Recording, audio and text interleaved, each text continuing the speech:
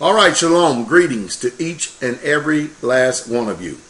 In this particular section of the video, I'm going to show you some of the study resources that I personally use in my studies. So before Pastor Dowell takes a position on anything, you better believe that I have done my due diligence. I have actually spent time in research and in prayer and in study and making sure that I actually take the painstaking effort to do whatever I can to make sure that I'm bringing forth the people that listen to me the truth. I am a pastor according to Jeremiah 3:15, and it says, and I'll quote, "And I will give you pastors according to my heart, which shall feed you with knowledge and understanding." And I take that very, very serious. So let's get going here. The first thing that I have in my reference that I use is a King James Bible. And the particular King James Bible that I use right here, or I have, is the Hebrew Greek. See if I can get it up there for you to focus in. The Hebrew Greek Key Study Bible, King James Version. And of course you can see that it has a lot of miles on it. But I use that. And I also use the Holy Bible, and it says, look very close, the 1611 edition King James. I also use this Bible. And the reason why I have all these Bibles is because I like to cross-reference things and to make sure that I come up with a very good sound understanding.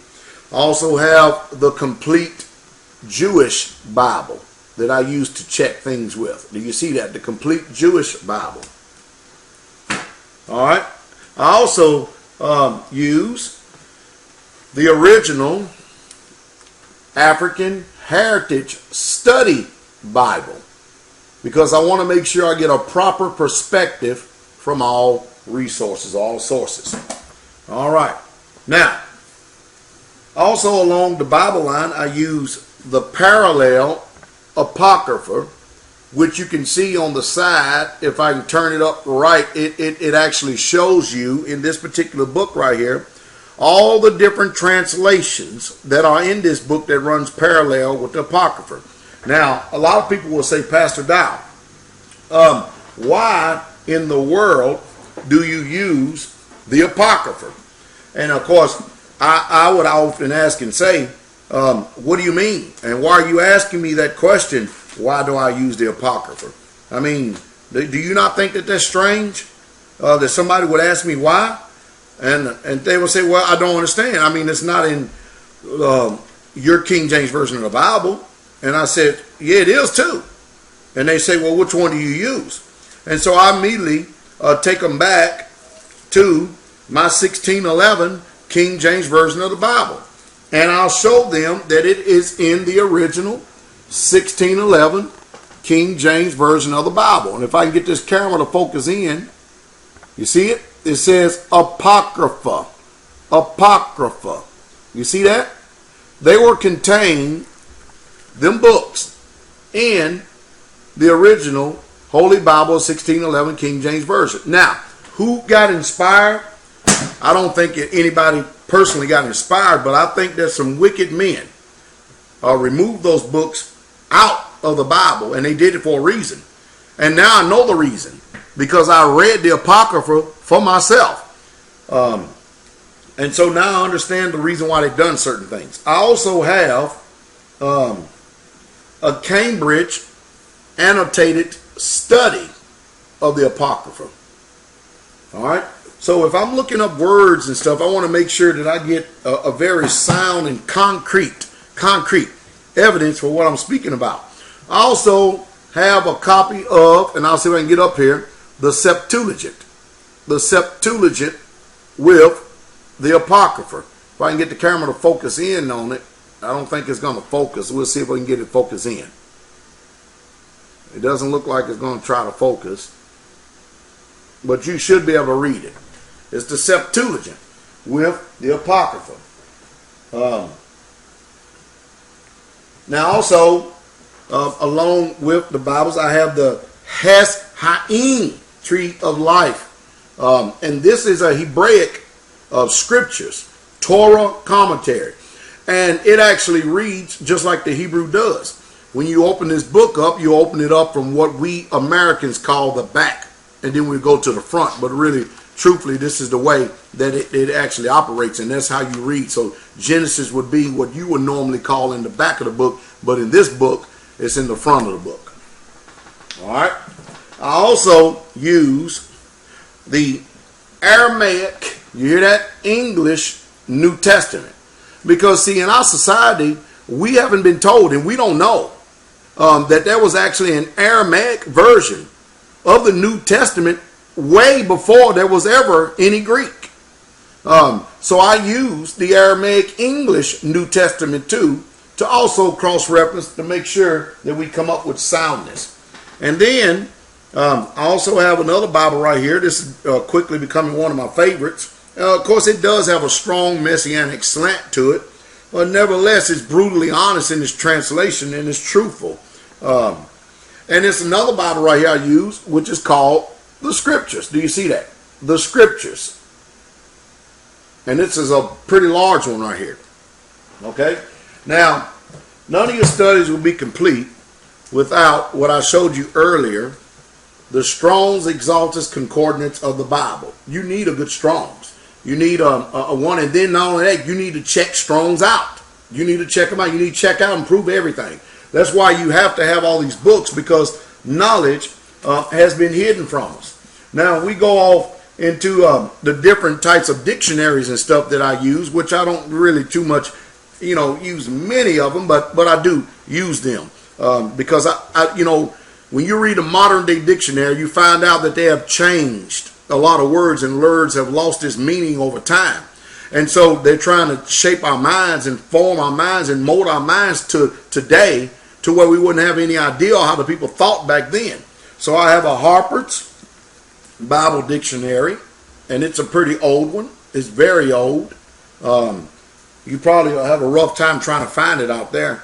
And I have a New Thayer's Greek English Lexicon. New Thayer's Greek English Lexicon. I also use the Ancient Hebrew Lexicon of the Bible, Hebrew letters, words, roots defined within their ancient culture context by Jeff Beener. I use this quite extensively.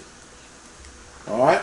And then I also, let me get back to the dictionary. I also have a dictionary here, the New Century Dictionary, right here. And this dictionary is really old. The pages are yellow, and I need to do something to try to preserve it.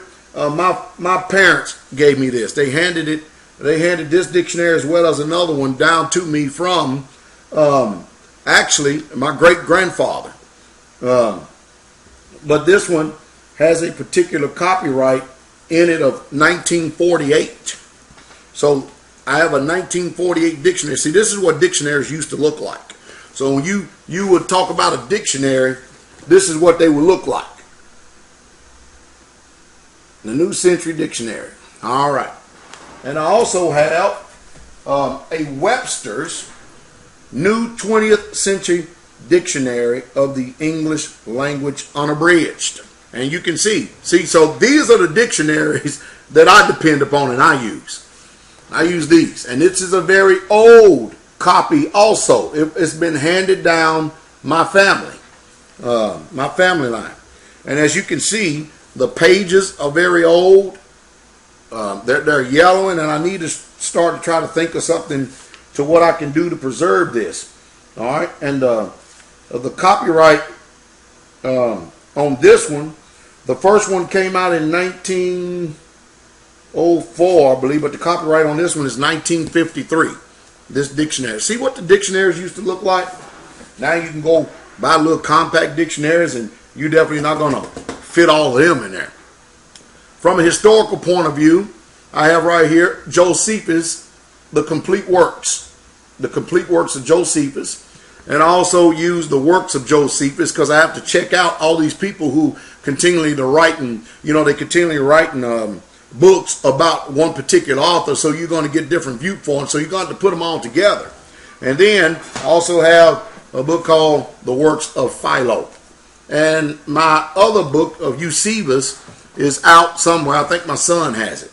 Now, are there other scriptures that we use? Sure we do. We have not come across a reliable copy of the book of Gad, but we use also the Ethiopic version of the book of Enoch, which is spoken of in the scriptures. And there are many other Bibles that are spoken of in the scriptures that are not available to us today. For some reason, somebody took them out.